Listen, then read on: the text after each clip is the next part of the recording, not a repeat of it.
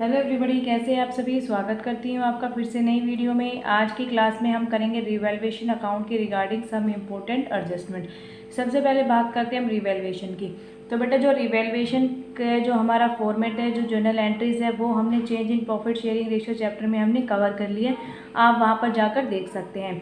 देखिए, जब भी फर्म का रिकंस्टिट्यूशन होता है तो उस टाइम पर हम क्या करते हैं, एसेट्स एंड लायबिलिटीज़ का रिवैल्यूएशन करते हैं, यानी कि उनकी market value and book value को क्या करते हैं, हम देखते हैं कि मार्केट वैल्यू और जो हमारी बुक वैल्यू है उसमें कितना चेंज आया है, उसको हम कहाँ पर रिकॉर्ड करते हैं, रिवैल्यूएशन अकाउंट्स के अंदर रिकॉर्ड करते हैं। तो ये सारी चीज़ें हमने कवर कर ली है, तो आप वहाँ पर प्लेलिस्ट में जाकर चेक कर सकते हैं। मैं यहाँ पर आपको डायरेक्ट जो हमारी इंपॉर्टेंट एडजस्टमेंट्स हैं वो करवाऊँगी, ठीक है।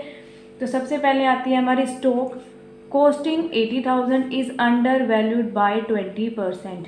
देखिए, अब कई बच्चे क्या करेंगे, आपने देखा कि जो हमारा स्टॉक है वो अंडर वैल्यू हो गया 20%, तो बच्चे क्या करेंगे, 80,000 का डायरेक्ट 20% फाइंड कर लेंगे एंड उसको रिकॉर्ड कर देंगे। हमें ऐसा नहीं करना है। इसको पढ़िए, क्या लिखा, अंडर वैल्यूएड, यानी कि जो ये 80,000 है ये ऑलरेडी क्या है, ये 20% कम है हमारा, ठीक है। क्या है, ऑलरेडी ये 20% है, कम है, यानी कि इट मीन्स ये 100% ना होकर ये कितना है हमारा, 80% आपको गिवन है, ठीक है।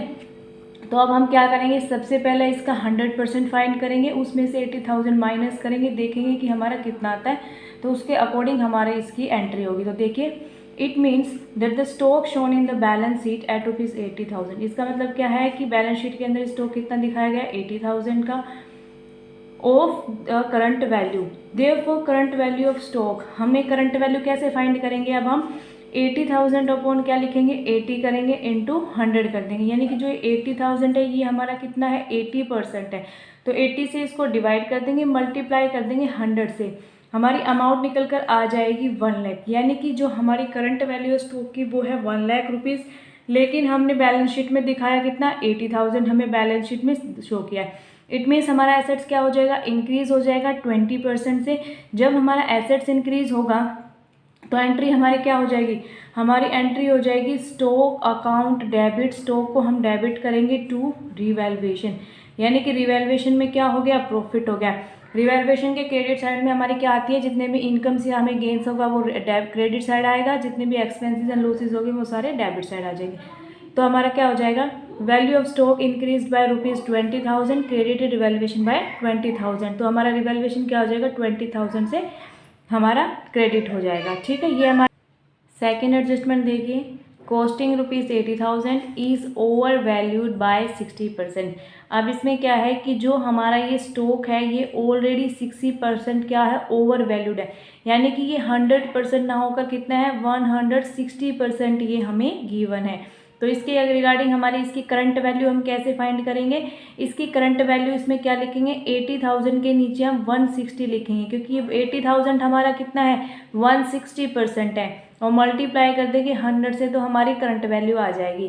It means that the stock shown in the balance sheet at ₹80,000 is 160% of the current value. Therefore current value of stock हम कैसे फाइंड करेंगे, 80,000 अपॉन 160 मल्टीप्लाई बाय 100, यानी कि 50,000 हमारी करंट वैल्यू है, किसकी, स्टॉक की।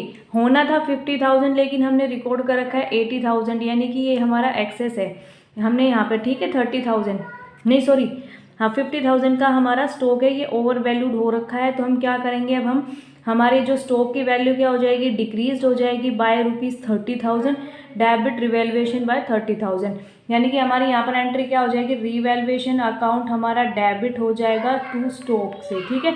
स्टॉक को हम 30,000 से कम कर देंगे और लॉस हो जाएगा, तो हमारा यहाँ पर रिवैल्यूएशन अकाउंट क्या हो जाएगा, डेबिट हो जाएगा, ठीक है। नेक्स्ट देखिए, स्टॉक कॉस्टिंग 80,000 का हमारा स्टॉक है, was taken over by a partner Ram at ₹90,000। अब इसमें क्या करेंगे, देखिए, स्टॉक हमारा 80,000 का, एक पार्टनर है राम जिसने ले लिया 90,000 का, इट मीन्स 10,000 का, तो हमें क्या हो गया, प्रॉफिट हो गया 10,000 का, ठीक है। तो रिवैल्यूएशन अकाउंट क्या हो जाएगा, हमारा क्रेडिट हो जाएगा 10,000 से। तो gain on revaluation of stock is ₹10,000 which will be credited to revaluation account, ठीक है। अब क्या हो गया, सेकेंड एंट्री इसमें क्या होगी, अब राम ने इसको लिया है, टेक ओवर किया है राम ने, तो राम की कैपिटल हम क्या करेंगे, कम करेंगे राम की कैपिटल।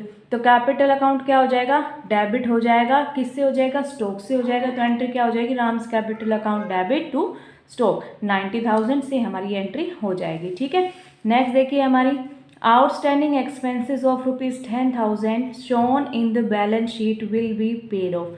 अब जरा ध्यान से देखना, ये 10,000 हमारी जो आउटस्टैंडिंग एक्सपेंसेस है, ठीक है, या हमारी shown in the balance sheet will be paid of, उसको हमने पेमेंट कर दी। अब यहाँ पर देखिए कि जो हमारी एसेट्स एंड जो लायबिलिटीज़ है उनकी वैल्यू में कोई चेंज हो रहा है, नहीं हो रहा है, तो इसका मतलब यहाँ पर हमारा रिवैल्यूएशन पर कोई भी इफेक्ट नहीं होगा, रिवैल्यूएशन में इसकी कोई भी एंट्री नहीं आएगी। अब क्या होगा, बैलेंस ऑफ कैश या bank will be decreased bye 10,000, तो किसके एंट्री क्या हो जाएगा, कैश और बैंक हमने पे किया है तो जाएगा, तो 10,000 हमारा डिक्रीज हो जाएगा। Outstanding expenses will not be shown in the revised balance sheet, अब जब हम नई बैलेंस शीट बनाएंगे वहाँ पर हमें इसको शो नहीं करना है, तो इसकी एंट्री हमारी यहाँ पर क्या हो जाएगी, हमारा कैश या बैंक डिक्रीज होगा तो क्या होगा, क्रेडिट होगा टू कैश, किससे होगा, आउटस्टैंडिंग एक्सपेंसेस से, तो एंट्री क्या हो जाएगी, outstanding expenses account debit to cash हमारी एंट्री हो जाएगी।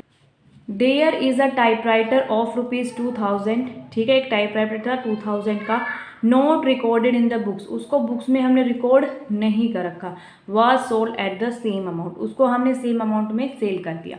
ठीक है, अब देखिए कि टाइपराइटर है उसको हमने रिकॉर्ड नहीं कर रखा, या तो क्या करेंगे, सबसे पहले हम उसको रिकॉर्ड करेंगे, ठीक है, रिकॉर्ड करने के बाद उसको सेल करेंगे, या फिर हम क्या कर सकते हैं, इसकी डायरेक्ट एंट्री कर सकते हैं। जब हम डायरेक्ट एंट्री करेंगे तो देखिए same typewriter was not recorded in the books and now sold for 2,000, तो क्या हो जाएगा, कैश या bank balance will be increased by 2,000, क्योंकि हमने सेल कर दिया तो 2,000 अमाउंट हमारे पास आएगी and revaluation account will be credited bye 2,000। अब देखिए सबसे पहले हम मान लीजिए हमने एंट्री की, हमने इसको रिकॉर्ड किया, तो रिकॉर्ड किया तो क्या लिखेंगे, typewriter account debit to revaluation 2,000, ठीक है।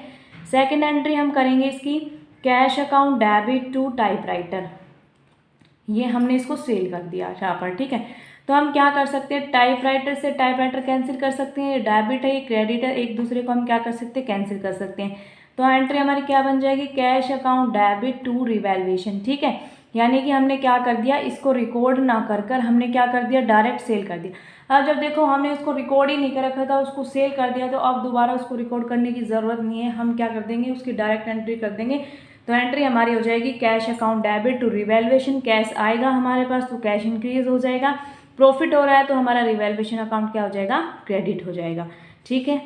अब नेक्स्ट देखिए, an old computer previously return of, ठीक है, रिटर्न ऑफ का मतलब ही क्या है कि हमने उसको पूरा कंप्लीट यूज़ कर लिया है, रिटर्न ऑफ उसको कर दिया है, वॉज सोल्ड ₹4,000, यानी कि बेसिकली हमने जो कूड़ा कबाड़ा था अब जो यूज़ में नहीं हम उसको कर रहे हैं, हमने उसको बेच दिया, मान लीजिए स्क्रैप को हमने बेच दिया, ठीक है। तो ये तो हमारे लिए प्रॉफिट होगा, हम तो ये चाहेंगे कि भाई जितने में जाए चला जाए, अब इसका कोई यूज़ नहीं है, ठीक है। तो जब उसको हम बेच रहे हैं तो क्या हो जाएगा, हमारा कैश अकाउंट डेबिट हो जाएगा टू रिवैल्यूएशन 4,000 ये अमाउंट हमारी, ठीक है। तो कैश आ रहा है, रिवैल्यूएशन में प्रॉफिट हो रहा है, तो रिवैल्यूएशन को क्या कर देंगे, क्रेडिट कर देंगे। नेक्स्ट देखिए, लायबिलिटी नोट रिकॉर्डेड, अब हमने लायबिलिटी को भी रिकॉर्ड नहीं कर रखा, इन द बुक्स वाज सेटल्ड ₹5,000।